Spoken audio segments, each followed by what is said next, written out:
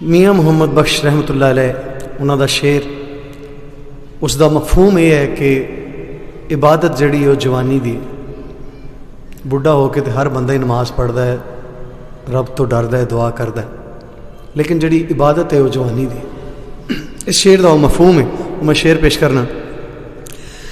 गई जवानी ते आया बुढ़ापा, ते जाग पईयां सब पीड़ा,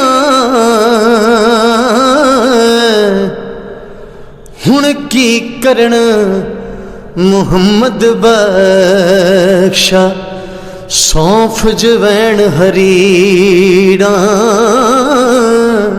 हुण की करन मुहम्मद बख्शा, सौंफ जवैन हरीड़ा।